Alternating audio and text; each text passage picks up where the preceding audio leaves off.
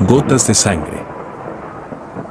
Así como con el veneno, con los obsequios se puede provocar un daño irreparable. Hasta hace medio año, nunca imaginé que estaría esperando el momento de ver a otro ser humano sentado en la silla eléctrica. Supongo que estas son las consecuencias traídas por el rencor y la magia oscura. Mi nombre es Alicia Llanos, estudiante de diseño gráfico. Debo confesar que me siento muy arrepentida por cada ofensa que alguna vez pronuncié, o las burlas que llegué a hacer sin tomar conciencia del peso que éstas podían ocasionar en terceros. El primer semestre de la carrera lo inicié en compañía de muy buenos amigos, personas a las que llevaba muchos años de conocer, con las cuales había compartido un sinfín de vivencias, tanto buenas como no tan agradables. Básicamente, amigos incondicionales. Dentro de esta nueva clase, una persona de nuestro pasado se nos volvió a cruzar en el camino. Él era Antonio Pérez, o como solíamos llamarle en los tiempos de secundaria, Toño el Obsesivo. En la época en que lo tuvimos como compañero, llegábamos a hacer algunas burlas en torno a su personalidad y la de su hermano menor, Edgar. Pues ambos se obsesionaban con las cosas más ridículas, como el orden de los pupitres, los números par e impar, e inclusive les obsesionaba la forma de amarrarse las agujetas. Cuando el mínimo detalle no quedaba de la manera en que ellos lo deseaban, les daban crisis ansiosas en frente de los demás. A veces se golpeaban en la cabeza a ellos mismos, o pataleaban y armaban un gran escándalo, por aquello que se les escapaba de las manos. Con el tiempo, comprendí que lo que tenían ambos hermanos no era ningún motivo de risa, ni tampoco de burlas. Pues lo que ellos sufrían era trastorno obsesivo-compulsivo, un infierno con el cual debían de pelear a diario, pero que, desde nuestra ignorancia, mis amigos y yo lo tomábamos como un chiste. Ya terminada la secundaria pasaron los años, y no volvimos a saber de ellos. Hasta hace poco, en pleno inicio de universidad, descubrimos con sorpresa que Antonio volvería a ser uno de nuestros compañeros. Y aunque una parte de mi círculo le seguía llamando Toño el Obsesivo, a sus espaldas, yo decidí dejar de hacerlo, pues no me parecía para nada maduro ni humano de mi parte. Para tratar de compensar una parte de los daños pasados, algunos estuvimos de acuerdo en acercarlo a nuestro círculo y convivir con éste en distintas reuniones o inclusive fiestas. Al principio creí que me agradaba, pero lo cierto es que, conforme más lo conocía, más me daba cuenta de que lo único que yo estaba buscando era sentirme menos culpable conmigo misma. Entre las reuniones a las que lo llegamos a invitar por compromiso, descubrimos que se había estado dedicando al arte, haciendo retratos peculiares en óleo. Los cuadros que él hacía siempre tenían muertos, demonios, niños llorando, o animales siendo masacrados por el hombre. A pesar de que era una clase de arte, no me agradaba en lo más mínimo, pues su gusto de retratar al mundo me parecía grotesco. Con el pasar del semestre y las reuniones, la presencia de Antonio se empezó a volver un tanto incómoda para los demás. Pues, no conforme con su actitud retraída, acostumbraba a aprovechar cualquier oportunidad para hablar sobre su fe hacia Lucifer. Y lo que resultaba peor, era que, si alguien no concordaba con sus puntos de vista, éste se ponía a hablar del ángel caído como un fanático. Pues entre sus argumentos, decía que Dios Padre nos quería tener condenados a la ignorancia, y que, por ello, Lucifer intervino en su creación para hacerla abrir los ojos. Una noche en que nos hartó el tema de la serpiente y el hombre, mi amigo Rubén lo interrumpió, y le dijo que, si tan poderoso era aquel Lucifer, éste al menos debía de contar con algunos poderes, por el hecho de ser un gran seguidor. Y ante este comentario, Antonio hizo un gesto burlón, y nos pidió que saliéramos al jardín, pues, según él, nos demostraría cómo era capaz de manipular al aire. Algunos intrigados y otros tomándolo a broma, salimos hacia el jardín y guardamos silencio. Y frente a todos nosotros, Antonio se hizo una cortada en el dedo, y encima de la tierra hizo un dibujo extraño con su propia sangre, parecido a un pentagrama. Acto seguido cerró sus ojos, y mientras que murmuraba una oración extraña, afuera de la casa empezó a llegar una corriente de aire repentina que hizo a las ramas de los árboles golpearse entre sí, y algunos objetos de menor peso salieron volando. Antes de que el viento se volviera más intenso, le tuvimos que pedir que se detuviera. Antonio ganó, y en ese momento consiguió cerrarnos las bocas. Luego de su espectáculo de brujería y satanismo, nos quedamos viendo a ese símbolo que trazó con su propia sangre en la tierra. Parecía que, para entablar cierta clase de pacto y obtener poder, era necesario ofrecer sangre y dedicarle oraciones a la entidad que se quería invocar. Daba terror ser testigo de lo que alguien era capaz de hacer, teniendo la cercanía suficiente con fuerzas siniestras. Al final de aquella fiesta, los que quedamos después de que Antonio se marchó, acordamos que ya nunca lo volveríamos a invitar a ninguna de nuestras reuniones, por su actitud tan insistente hacia los temas infernales. Antes de marcharnos a casa, nos pusimos a recordar esos tiempos en los que nos burlábamos tanto de Antonio como de su hermano. Al final, muchos expresaron que este era un completo demente.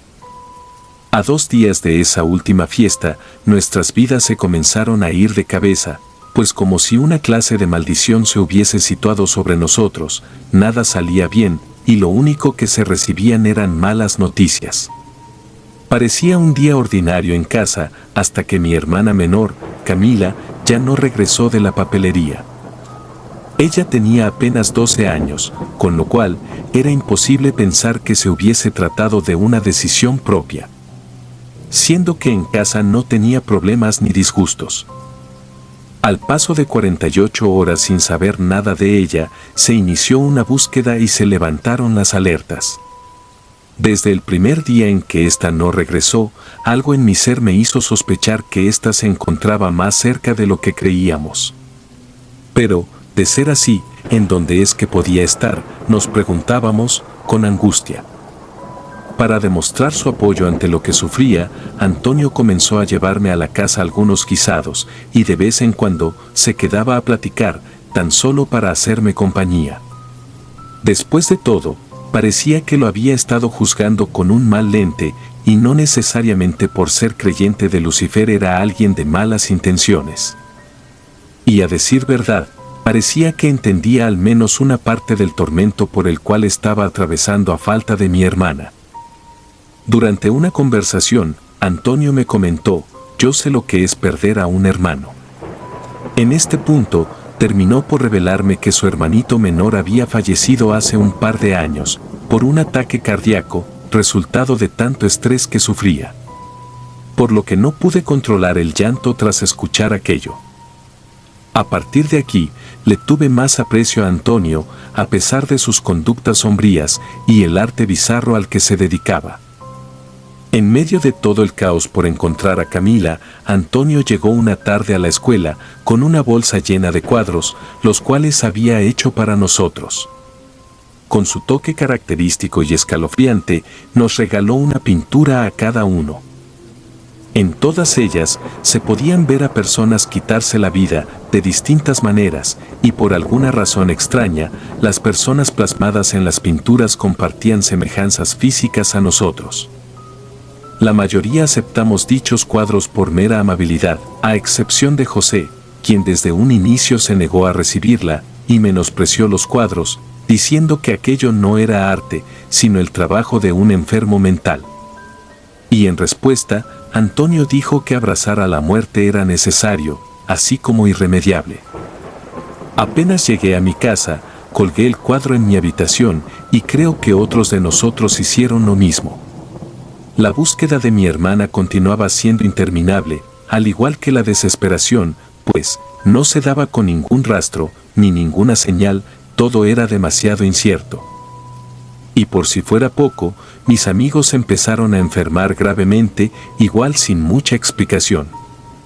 La primera en caer enferma fue Stephanie.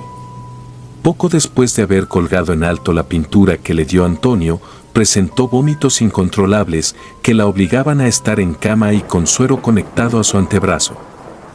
Y por mucho que iba al doctor, su sufrimiento continuaba evolucionando, y ninguna medicina parecía servirle. Una semana después, otra amiga mía presentó los mismos síntomas. Y de lo grave que se pusieron las dos, la única forma en que nos comunicábamos era por mensaje, debido a lo débiles que se encontraban. Para entonces, ya no solo me había quedado sin mi hermana, sino que estaba perdiendo gradualmente a mis amigos. Una tarde, en el chat que teníamos en común, Stephanie nos dijo que había estado notando como una clase de sombra con forma de demonio, alzándose sobre ella. Y luego de que ésta se quejara, mi otra amiga, Amanda, mencionó haber estado escuchando voces y lamentos provenientes del cuadro que le regaló Antonio.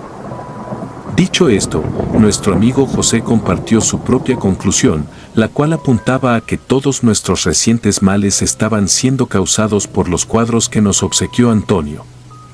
En lo personal, su opinión me pareció un tanto paranoica, pues, ¿cómo era posible que una pintura nos hiciera enfermar? Lamentablemente, a una tarde de que Stephanie nos compartiera sus inquietudes en cuanto a esa sombra de demonio, despertamos con la horrorosa noticia de que sus padres la habían encontrado sin vida en su habitación. Casi de la misma forma en que retrataba la pintura que Antonio le regaló. Tras este último evento, las sospechas de José parecieron tomar cierto sentido, pues todas las personas cercanas a Stephanie nos sentimos devastados. Pues ella nunca fue una chica con problemas depresivos, ni tampoco de ansiedad. Los padres de mi amiga, al encontrar la similitud entre la pintura y la forma en que Stephanie falleció, decidieron deshacerse de aquel horrible cuadro partiéndolo en dos y tirándolo a la basura. Con toda la indignación que nos envolvía, mis amigos y yo fuimos a buscar a Antonio hasta su casa para pedirle una explicación, o tan siquiera darle la oportunidad de demostrar su inocencia en cuanto al reciente fallecimiento. Pero por desgracia, por mucho que estuvimos llamando a su puerta y buscando en los alrededores, no lo pudimos encontrar. Y justo aquel día, tuve un fuerte dolor de estómago que punzaba en lo más profundo, causándome escalofríos. Algo en mí continuaba diciéndome que mi hermanita se encontraba cerca. Y es que, con la reciente ausencia de Antonio, no pude hacer otra cosa más que verlo como un posible culpable. A partir de la muerte de Stephanie, cada vez que me iba a la cama, mi mente daba vuelta dentro de las posibilidades. Cargando una enorme angustia, me planteaba a mí misma que, en caso de que Antonio fuera el culpable tanto de la muerte de Stephanie como de la desaparición de mi hermana, no contábamos con las pruebas necesarias. Pues solo teníamos muestras de su arte maldito. El cuadro que me dio Antonio lo terminé retirando de mi pared y lo oculté debajo de mi cama. Sin embargo, ese mismo día en que lo quité, comencé a notar una presencia desagradable en mi cuarto, y aunque aquello no contaba con un rostro, era una presencia que se podía sentir y percibir en las sombras de la pared, pues se trataba de una figura demoníaca apareciendo detrás de mí. Para no otorgarle poder a esa clase de cosas, lo que hice fue rezar un Padre Nuestro, y me aferré a mi crucifijo, siendo esta mi única arma para defenderme. De pronto, esa sombra con forma de demonio desapareció y pude dormir, a pesar de la incertidumbre por la desaparición de mi hermana. A la tarde siguiente, mientras que terminaba de hacer unas tareas, fui dominada por una fuerza bizarra, la cual me ordenó que atentara en contra de mi integridad. Debajo de la cama, escuché voces, las cuales no paraban de murmurar con desesperación. Estas voces me decían: muere como tu cuadro lo ordena, hazlo ahora. Por el hecho de estar sola en casa, dejé que el terror me acorralara. El único refugio que pude encontrar para distraerme fue el chat del grupo que tenía con mis amigos. Entre mensajes, enseguida les comenté lo que me estaba pasando, y absolutamente todos me aconsejaron que sacara aquel cuadro de mi casa, y más teniendo a lo de Stephanie tan reciente. Y sin importar el miedo, tomé la decisión de salir con dicha pintura y me dirigí hacia un canal de aguas negras. En esa pintura que me regaló Antonio, se hallaba una mujer que se parecía a mí. Esta tenía una expresión de dolor y ambas muñecas le sangraban como si ella misma se hubiese lesionado. En cuanto llegué a ese canal, descubrí que en mis manos, en la parte de mis muñecas, algo me había ocasionado rasguños. Como si se tratara de una posesión o una hipnosis, no pude dejar de mirar a esa pintura, incluso llegando a dudar si de verdad me sentía dispuesta a arrojarla. No obstante, al final fui capaz de aferrarme a mi intención original y me deshice de aquel demoníaco cuadro.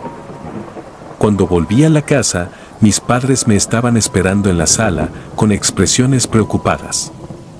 Después de sentarme junto a ellos, estos me dieron la detestable noticia de que Amanda, mi otra amiga que ya se encontraba enferma, había muerto apenas hace unos instantes.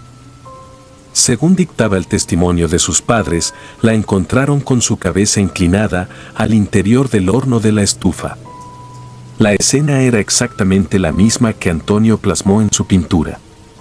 Después de aquel segundo fallecimiento, no nos quedó duda de que nos estábamos enfrentando a una clase de maldición o tal vez un conjuro hecho por Antonio. Mientras nos enfrentábamos a los recientes duelos y la pérdida de mi hermana, levantamos una denuncia en contra de Antonio, entregando como prueba a la única pintura que nos quedaba hecha por él. Al principio se negaron a llevar a cabo nuestra petición, hasta que les hablamos de las coincidencias que habían tenido nuestras amigas a la hora de fallecer, en conjunto con las pinturas. A la par en que avanzaba la búsqueda de mi hermana, nosotros buscábamos a Antonio por nuestro lado, pero el infeliz no aparecía. 3 días después de haber dejado el cuadro como una evidencia, nos informaron que los análisis habían encontrado suficientes muestras de sangre utilizada a lo largo de toda la pintura. Pues encontraron gotas de sangre debajo de los demás colores.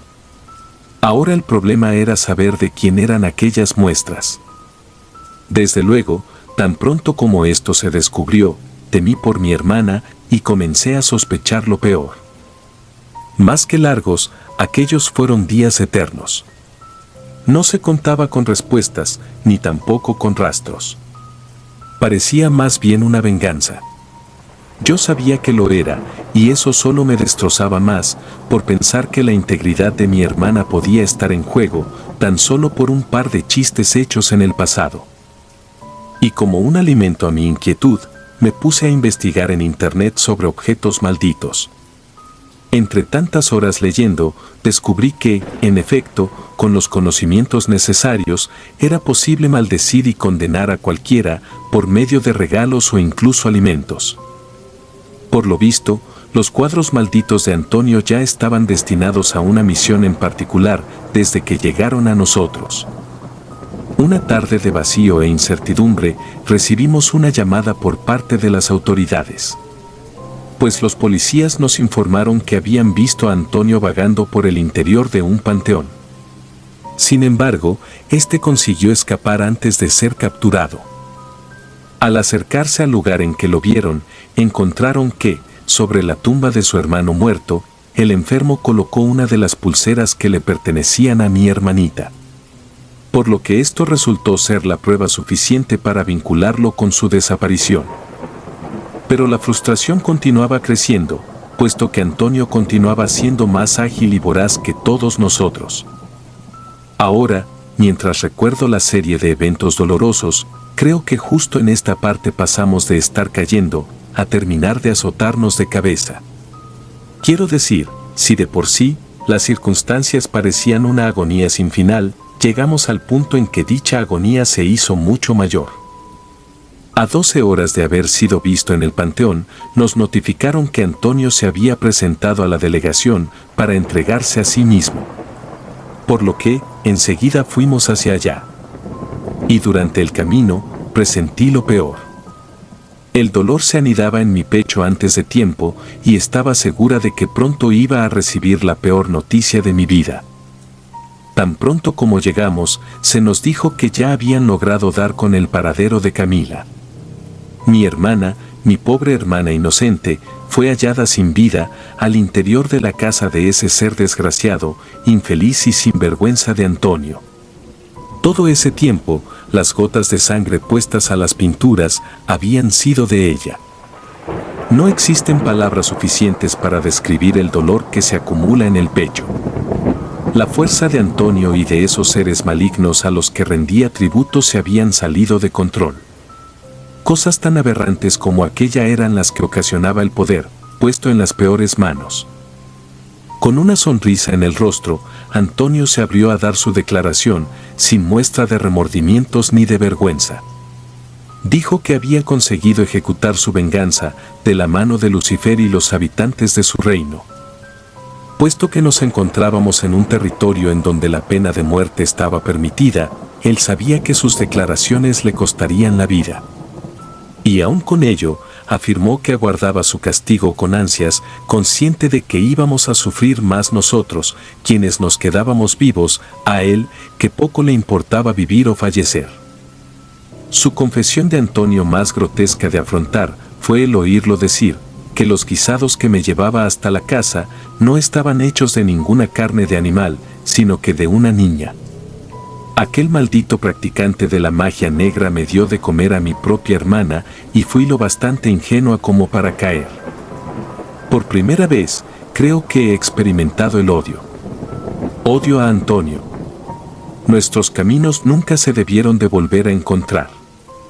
Ojalá nunca hubiera aprendido sobre las fuerzas de la magia oscura. Los hijos del demonio se están volviendo incluso peores que su padre. Pues Antonio era un completo enfermo, y si bien puede que nosotros no nos hayamos medido en cuanto a palabras durante la secundaria, eso no fue suficiente para justificar sus acciones. El hecho de que Antonio nos hiciera caer en la enfermedad y la muerte me dejó una valiosa lección, la cual es muy cruda de escuchar, pero cierta. En esta vida, uno nunca está del todo seguro sobre las compañías que nos rodean. Familias enteras, así como supuestas amistades, se hacen daño a diario.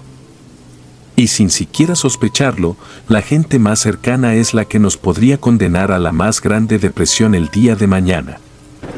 Este es un mundo cruel y amargo, en donde una mente enferma puede convertir un viejo chiste en una serie de muertes injustas y despiadadas. A poco de que Antonio pagara su condena, tuve una pesadilla. En esta, una criatura demoníaca nos daba la bienvenida al infierno, a mis dos amigas fallecidas, mi hermanita y a mí. Entre las llamas que nos comenzaban a quemarnos nuestros cuerpos, aquel demonio nos decía que Dios nos había abandonado desde hace tiempo, y que, por ello, ahora los hijos de Lucifer tomarían el control en la tierra. Al despertar, me sentí invadida por la ansiedad y el terror. Pues parecía que aquel sueño me quería hacer dudar de mi fe a Dios. Sin embargo, por dolorosos que resultaban los caminos, sabía que tenía con qué pelear y que el camino no estaba en los demonios. Tal y como dije al inicio. Hasta hace medio año, nunca imaginé que estaría esperando el momento de ver a otro ser humano sentado en la silla eléctrica. Hoy es el día de la ejecución y no hay nada que pueda sentir, más que vacío en el interior. Antonio ni siquiera se muestra temeroso. Y, mientras me observa desde esa silla, me transmite un terror que me paraliza. Pues él tiene la mirada del diablo. Y antes de dar paso a su muerte, le dan derecho a decir sus últimas palabras. Este me continúa mirando, y lo último que pronuncia es, la sangre es poder. Muere el maldito, y esto es todo lo que queda, pues nada se consigue de la venganza, sépanlo de una vez.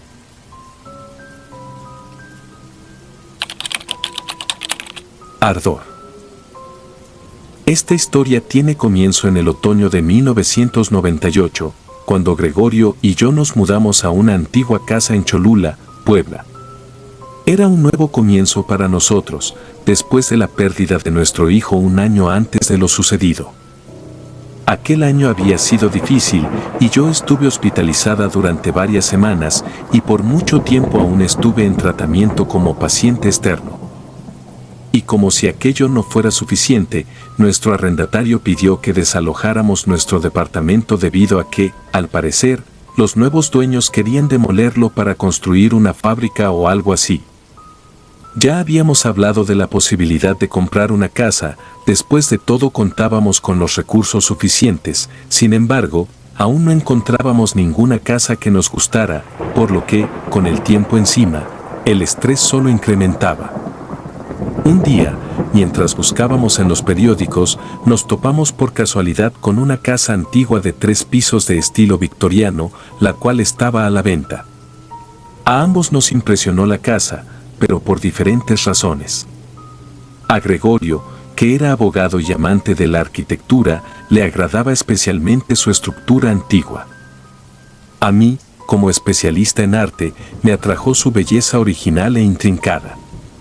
Sin embargo, mientras miraba las fotos, pude sentir una especie de mal presentimiento que atribuye a mi estado emocional frágil, pero sin embargo, no le mencioné nada a Gregorio en ese momento.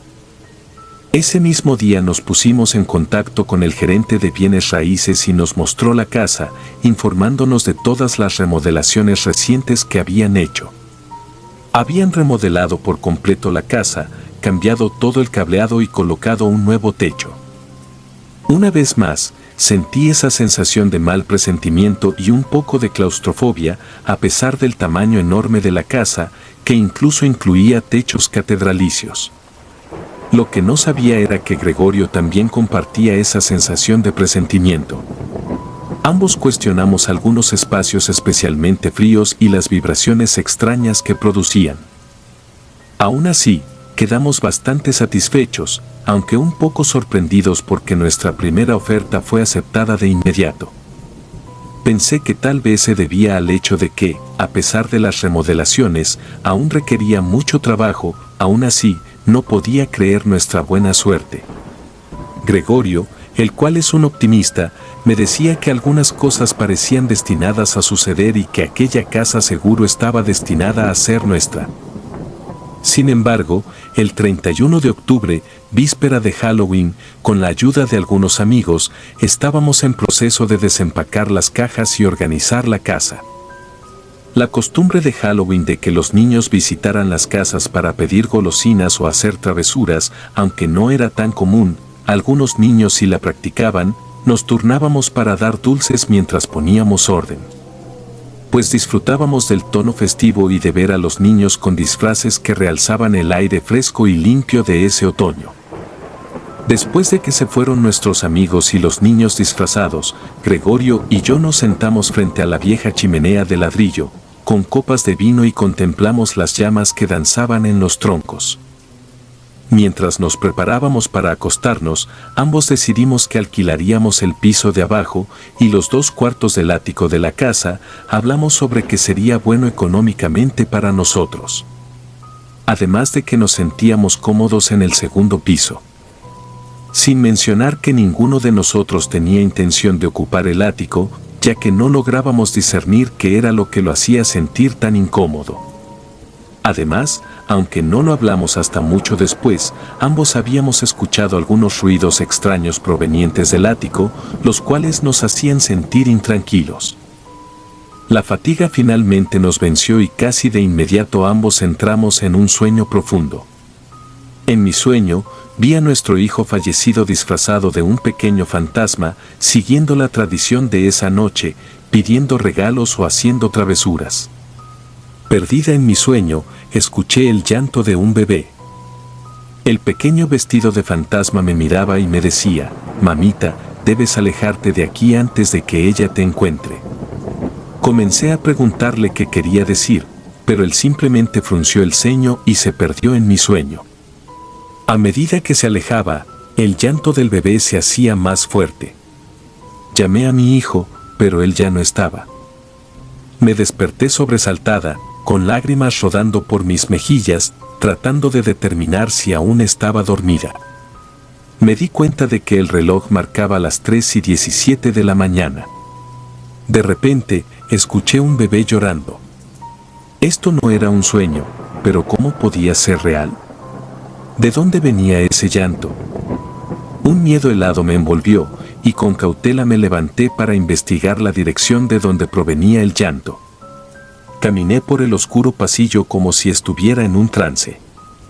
El sonido del llanto me llevó hasta la puerta que conducía a la escalera interna que unía los 4 pisos de la casa. Abrí la puerta y me asomé a la oscuridad tenebrosa.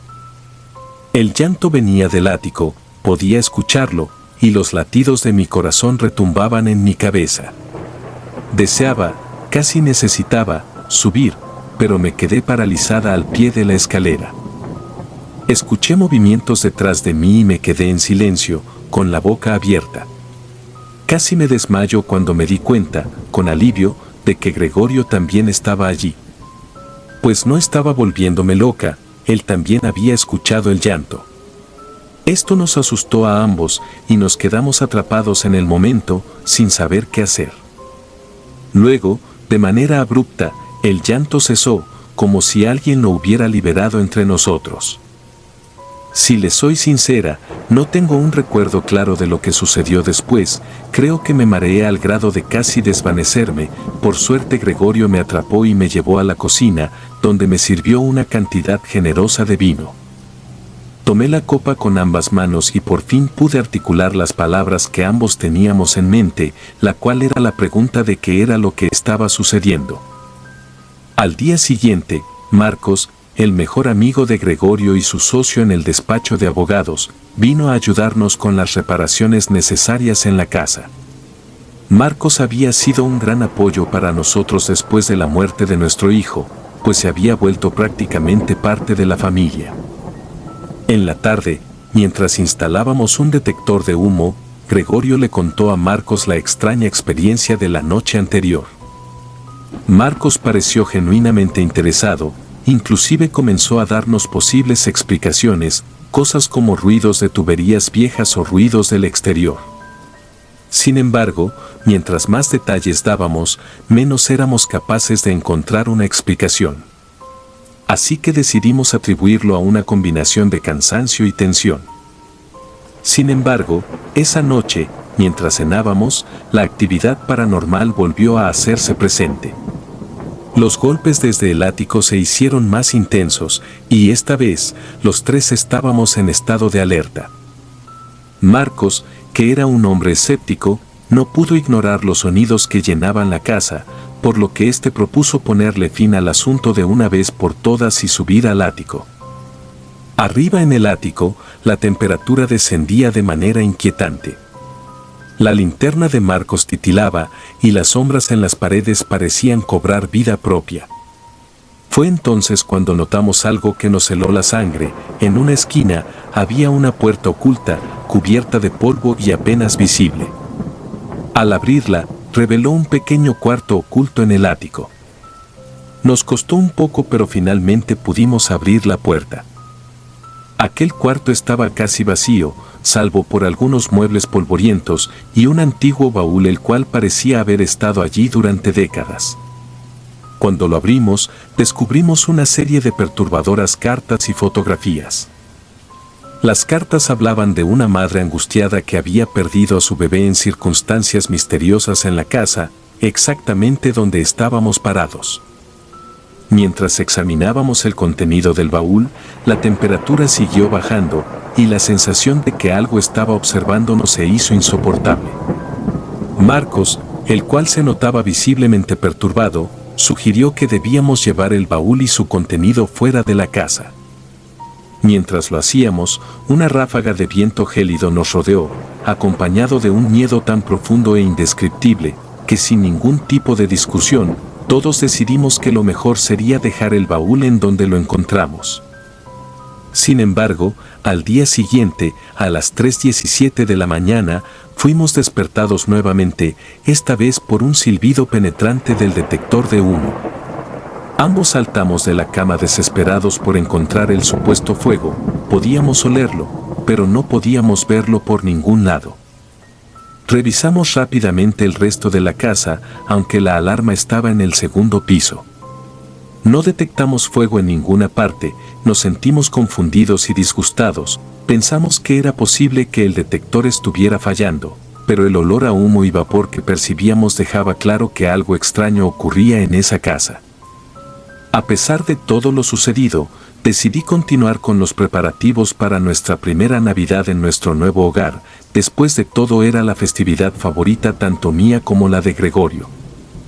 Mientras rotulaba las invitaciones para nuestra fiesta, Gregorio y yo bromeamos sobre invitar a un exorcista. Habíamos colocado en nuestra sala una excelente imitación de un pino, ya que no queríamos arriesgarnos a un incendio real.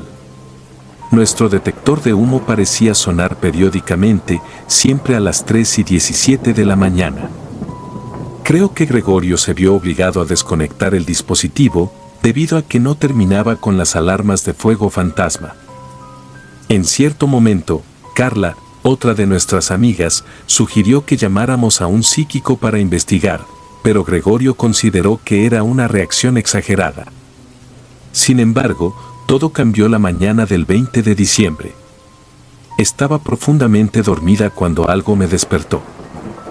Al mirar el reloj digital, percibí nuevamente el lánguido olor a humo, pero esta vez parecía acompañado de luces titilantes que provenían de la sala, cerca de nuestra habitación. Mi primer pensamiento fue que habíamos dejado las luces del árbol de Navidad encendidas. Sin embargo, algo oscuro se movió en mi visión periférica. La sombra se desplazó lentamente por el pasillo. Aquello provocó que despertara por completo, y lo que vi aún me persigue hasta el día de hoy. Esta era la aparición de una joven con cabello largo y oscuro, vestida con un largo vestido blanco. Flotaba fuera de la puerta de la habitación, pero en un momento se detuvo abruptamente, como si hubiera notado mi presencia. La figura fantasmal giró la cabeza, y sus ojos se encontraron con los míos, provocándome un escalofrío. Quería gritar y despertar a Gregorio, pero estaba paralizada. La aparición parecía emanar una tristeza abrumadora, y noté un brillo de lágrimas en su rostro mientras extendía sus brazos. Para aumentar mi terror, el espectro comenzó a transformarse en una imagen ardiente de sí misma que se consumía en un fuego invisible. Su boca se distorsionó en un lamento silencioso, y sus manos se convirtieron en garras deformes y quemadas, y el fuego reveló los huesos. Sus ojos ya no estaban tristes, sino que se transformaron en cuencas de un rojo negruzco. La aterradora imagen enviaba ondas de choque a través de mi cuerpo. Sin poder soportar más, comencé a gritar desesperadamente. Mis gritos despertaron a Gregorio, pero en cuanto lo hizo, la aparición se desvaneció. Gregorio se levantó de un salto, encendió la lámpara de la mesilla de noche y me abrazó. Finalmente, me calmé lo suficiente como para contarle la experiencia. Insistía en que si la casa estaba embrujada, yo estaba clínicamente demente. Luego, decidimos llamar a un psíquico, ya que esta situación se había vuelto demasiado seria y quizás peligrosa. A través de nuestra amiga Carla, hicimos los arreglos para que un psíquico llamado Ian, de 45 años, examinara nuestro entorno. Carla testificó sobre la autenticidad de Ian y compartió sus propias experiencias conmigo. La sesión espiritista estaba programada para la noche del 23 de diciembre y asistieron Gregorio, Marcos, Carla y yo.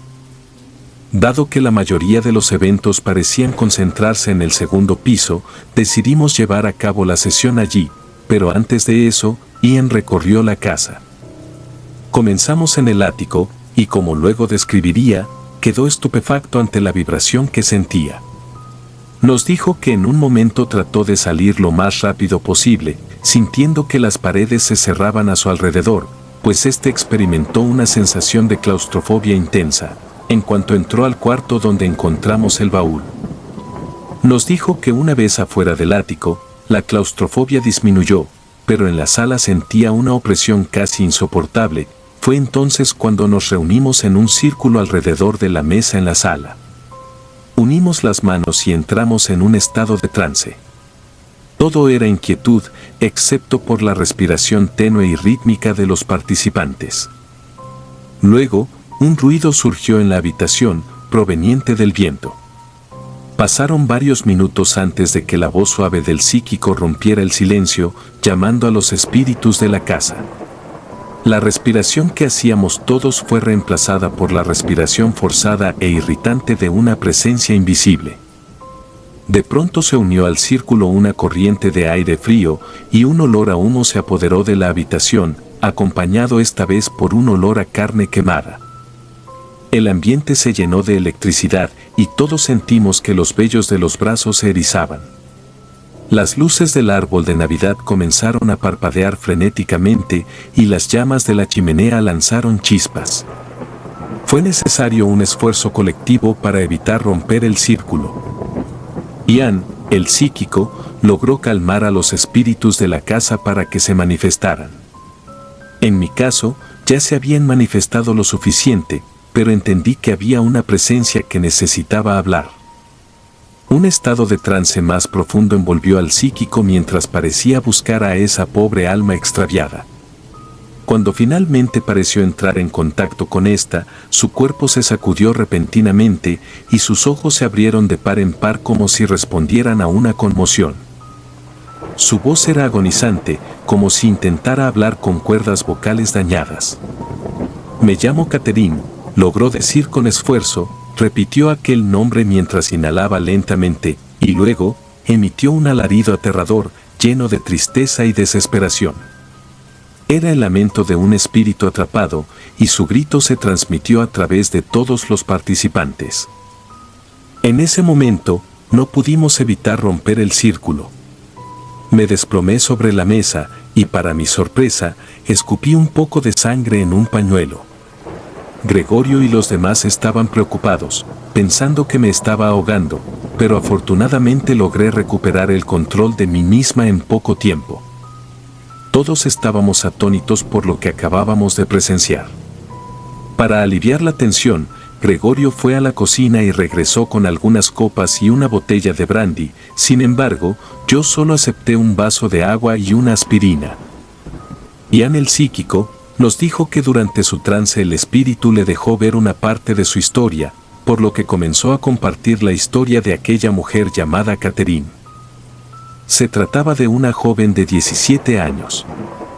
Ella vivió en esa casa con su abuela, una anciana postrada en una silla de ruedas que sufría demencia senil y dependía completamente de Catherine. Esta pasaba la mayor parte del tiempo en el segundo piso, tratando de escapar de la difícil situación con su abuela. Sin embargo, la anciana demandaba la presencia de Catherine desde el ático y utilizaba ruidos y golpes en el piso para comunicarse. Esto explicaba los extraños ruidos que habíamos escuchado, tanto Gregorio como yo, como si vinieran desde el vacío. Ian nos contó que Catherine tenía un bebé, el cual solía tener en el ático, ya que al no estar casada con el padre del mismo, la abuela no dejaba de llenarlo de insultos denigrantes y de maltratarlo en cada oportunidad que tenía. Una noche, mientras Catherine dormía en el ático con su bebé, un incendio se produjo sin que ésta se diera cuenta hasta que ya era muy tarde. Aquella noche, nadie sobrevivió, muchos creyeron que había sido un problema eléctrico, pero nunca se encontraron pruebas de ello, por lo que la causa aún era un completo enigma hasta aquel día. En la víspera de Navidad, Gregorio y yo encendimos una vela especial para honrar aquellas vidas perdidas, tal y como había recomendado el psíquico. Antes de apagarla, nos tomamos de las manos y deseamos un buen descanso para aquellas almas. En respuesta, la llama de la vela parpadeó en una luz blanca y azul durante unos 30 segundos antes de apagarse. Recuerdo orar para que esto fuera una buena señal. Sin embargo, esa misma noche, mi hijo volvió a visitarme en mis sueños. Una profunda sensación de miedo me invadió mientras repetía su advertencia anterior, incitándonos a abandonar la casa antes de que ella nos encontrara. Un llanto de bebé me despertó, el sonido provenía del ático. Supe de inmediato que la advertencia que nos había dado el psíquico se había vuelto realidad. Esta era que aquel espectro podría no ser el único ser en esa casa. Después de todo, la casa era muy antigua y había sido habitada por cientos de personas. Un olor a humo comenzó a hacerse presente de nuevo. En eso desperté a Gregorio, el cual, en un principio, no hizo mucho caso, ya que no era la primera vez que olía a humo. Sin embargo, el olor se intensificó tanto que ni él pudo ignorarlo. Ambos salimos de la cama para darnos cuenta de que había un incendio que se extendía rápidamente. Ambos corrimos fuera de la casa, logrando apenas salir con vida, pero perdiendo todas nuestras cosas. Aún recuerdo cómo, mientras miraba la casa consumirse, pude ver a través de una de las ventanas la silueta de una anciana mirándome fijamente, y podría jurar que ésta estaba burlándose de mí. Después de enfrentar los oscuros y aterradores eventos que tuvieron lugar en esa casa, Gregorio y yo tomamos una decisión dolorosa pero necesaria. Buscamos una nueva casa y nos mudamos lo más lejos posible de allí. A medida que el tiempo pasaba, las pesadillas y los sucesos extraños se desvanecieron lentamente. La tranquilidad regresó a nuestras vidas, aunque siempre llevaríamos las cicatrices emocionales de esa experiencia. Nunca pudimos explicar por completo lo que sucedió en esa casa, ni comprender del todo el oscuro pasado que la atormentaba. Nuestra vida continuó, y aunque nunca olvidamos lo que vivimos en esa casa, aprendimos a valorar la tranquilidad y la seguridad de nuestro nuevo hogar. Si te gustaron los relatos, me gustaría que me apoyaran con un like o haciendo un comentario, ya que eso nos ayudaría bastante. Y si no estás suscrito o suscrita, te invito a que lo hagas para que no te pierdas lo mejor de Relatos de Terror. Sin más, gracias. Relatos escritos y adaptados por Dea Martín y Alula.